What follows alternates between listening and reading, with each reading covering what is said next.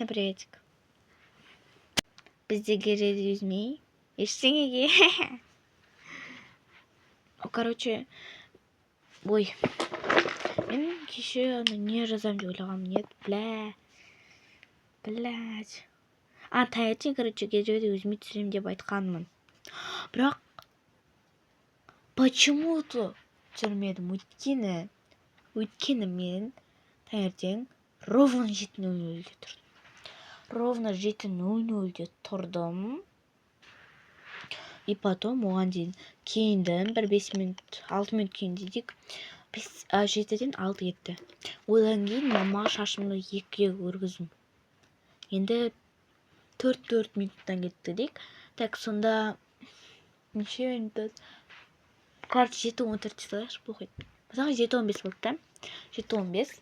И оған дейін мен боянам, типа ернімді ғана бояймын, түсіруге ұмытып кетемін. Боянам, мысалы 7:20 болды дейік.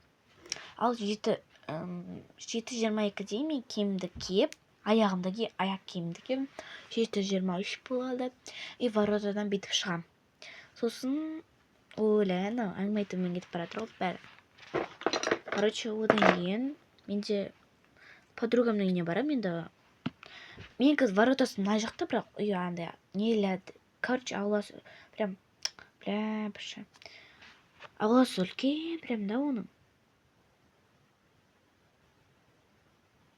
Сол үшін біреу келетін айды бөліп. Үлкен, сол үшін. Мен көп уақыт кетті. Одан кейін сол 7:50 болып қалады.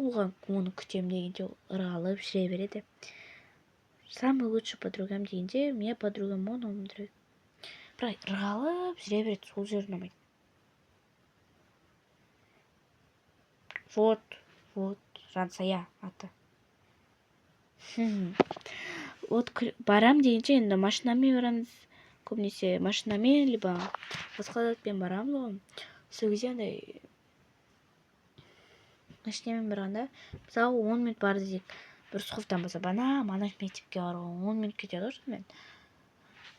Вот, и кіреміз, сабаққа дайындалып отырамыз. Оған 8:00 болады. Вот, 1 сағатымыз кетеді.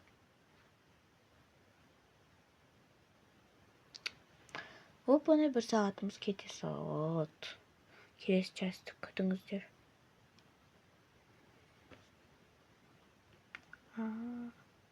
Оны құшатырайын.